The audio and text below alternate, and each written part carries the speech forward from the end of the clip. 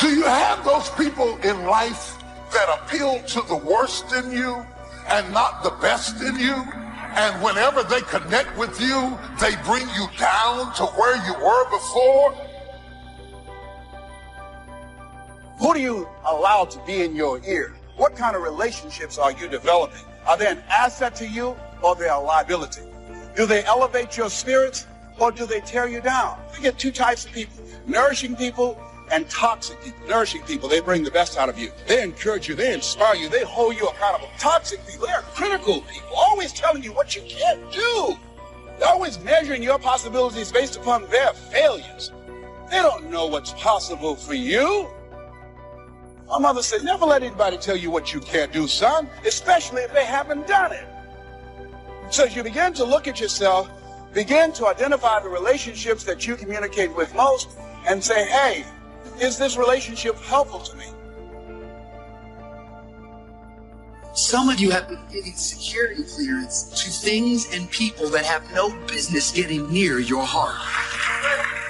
You need to learn how to guard that thing. Because if you don't guard it, stuff gets in it. And what gets in it comes out of it. That's why you have to decide that I'm going to guard my heart. And I'm not going to let anything get security clearance. Guess what? Shame, you don't have clearance to my heart. Insecurity, you don't have clearance to my heart. Doubt, sorry, you don't have clearance. Depression, you don't belong in my heart. Loneliness, not anymore. I'm not giving you access. I'm guarding my heart so I can rebuild and become stronger. Your intake matters. What are you taking in? What are you consuming during this moment of broken heart?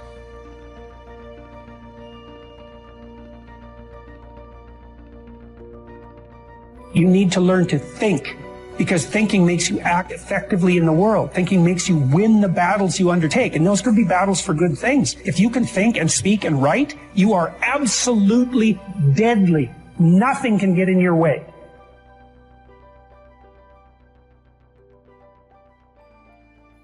I don't care how much you murmur and complain and kick and fuss and scream and yell. When you know that God has a plan for your life, He has you tied up while you acting crazy. Tie you up while you're trying to do your own thing. Tie you up while your ambition is out of control. Tie you up while your temper is raging. Sometimes God will tie you up till the time is right. Nothing will work. Your money won't work. Your career won't work. The boyfriend will leave. The house will sell. Because when God has you tied up, He's not going to let you get away. Is there anybody in here that's ever been tied up? When I look at how my friends got loose, I thank Him for tying me up. I wasn't happy about it then, but I'm glad about it now. Feelings will lead us astray. Feelings can get us into trouble. And throughout life, you're going to have plenty of opportunities to lose your temper and say things you regret. You're going to get up some mornings and feel like being depressed, feel like being impatient, feel like getting upset. See, the feelings are always going to be there. But we've got to learn how to follow wisdom and do what we know is right and not just follow our feelings around. I heard somebody say, I can feel my emotions rising, but I made a decision not to get on board. Just because you can feel those emotions doesn't mean you have to get on board. And to be disciplined means to do the right thing when you feel like doing the wrong thing. When you feel like saying something that you know you shouldn't say, no, don't get on board. If things aren't going your way and you kind of feel like being discouraged, no, you've got to learn to discipline the negative feelings and keep a good attitude anyway. If somebody offends you and you feel like holding a grudge, no, discipline that emotion and learn to forgive them anyway. Trying to handle heartbreak, it's so important that we understand there has to be output to our life. Listen to me, if you're broken, don't take a break. Don't let the person who didn't love you stop you from meeting the person who will love you.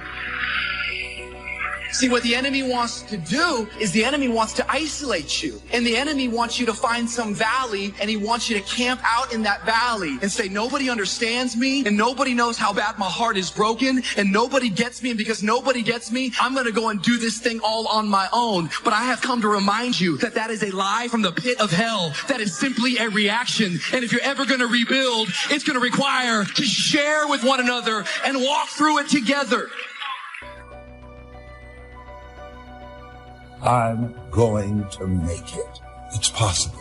Your dream is possible. Say that to yourself every day. Feed your mind with words that you write and words that you speak to yourself. Feed your faith, and your doubts will starve to death. It's possible.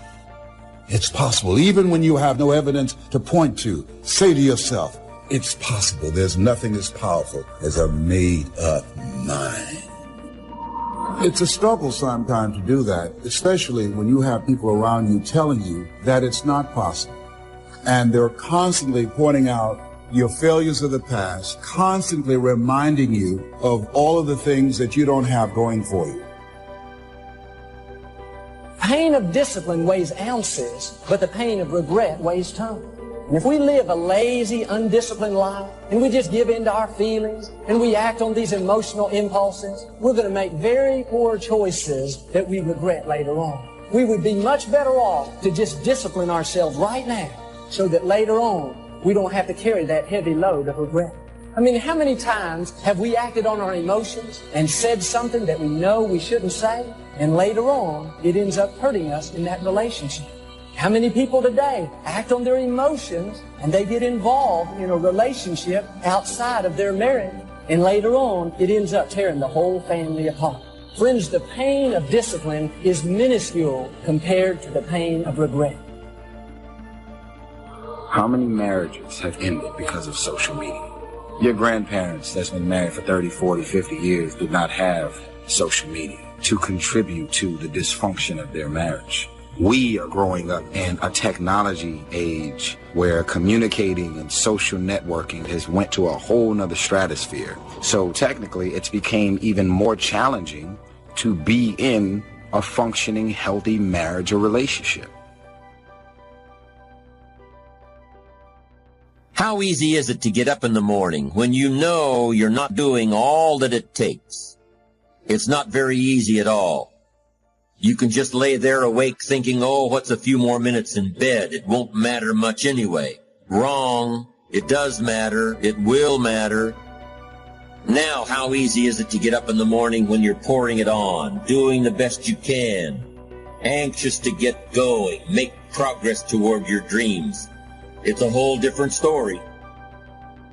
When you're resting to renew your reserves, it's much different than resting to avoid your day. When you're psyched up and excited for your life, when you're excited for what you've planned to accomplish for the day, it's amazing. You'll wake up before the alarm clock even tries to startle you awake. Your successes fuel your ambition. Your successes give you extra energy. Your successes pave the way for more successes. It's the snowball effect. With one success, you're excited to meet another, and another, and another. And pretty soon, the disciplines that were so difficult in the beginning, the disciplines that got you going, are now part of your philosophy.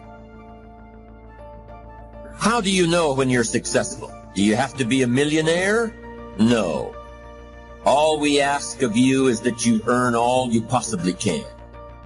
If you earn $10,000 a year and that's the best you can do, that's enough. God and everything else will see to it that you're okay.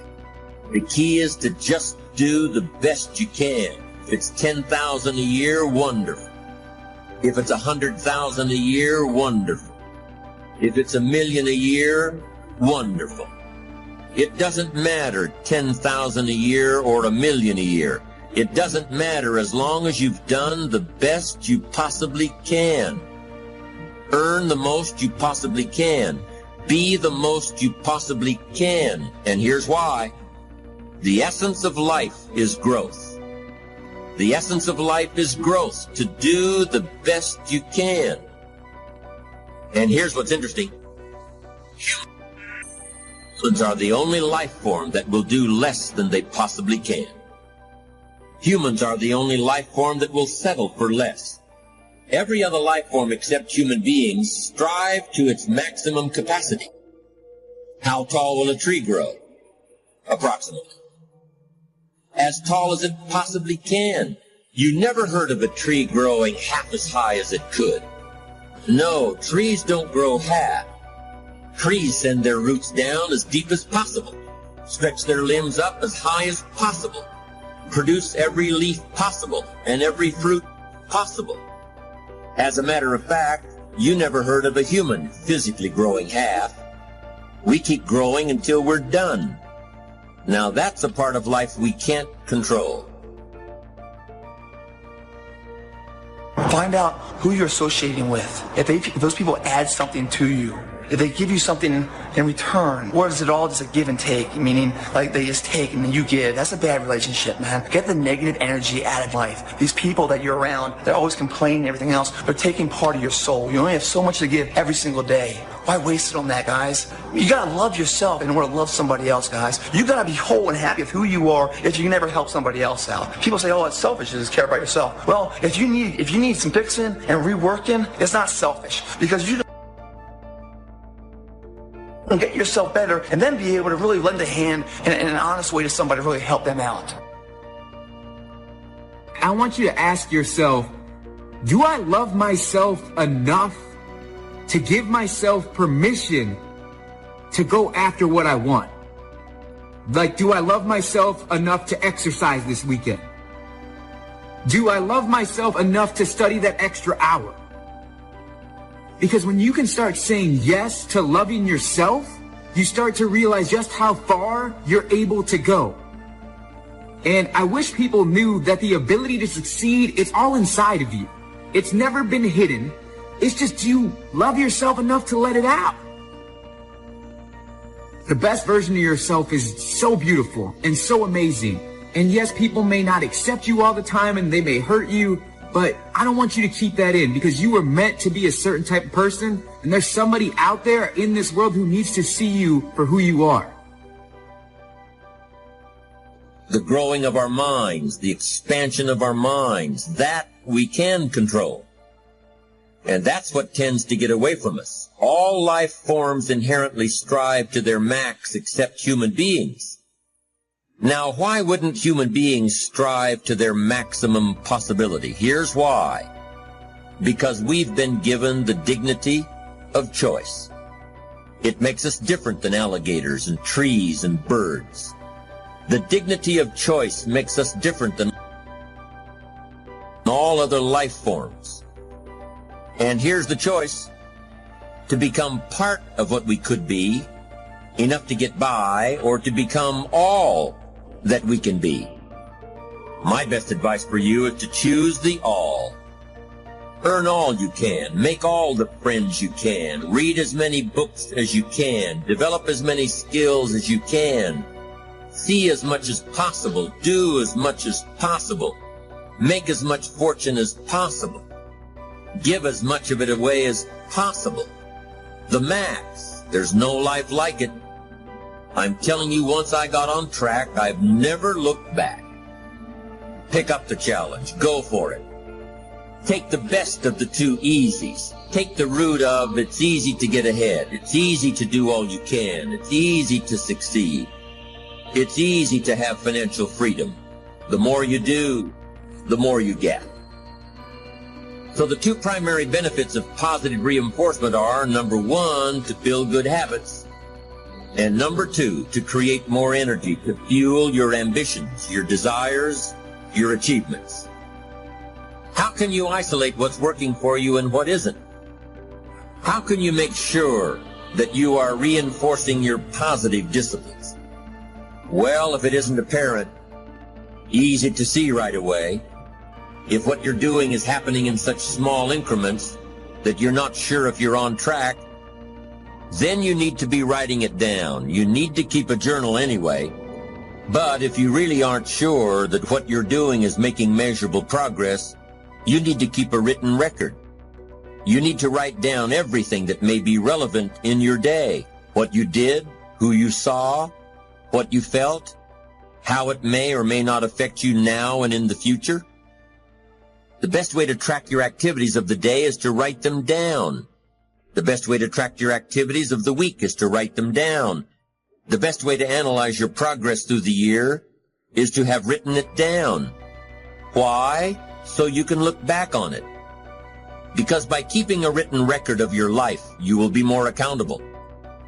By putting into writing the action steps that you have planned, you will easily see what works and what doesn't. Most people just try to get through the day, never writing anything down, never keeping track of their progress along the way, never really knowing if they are doing all they can to reach their goals, to drive their ambition.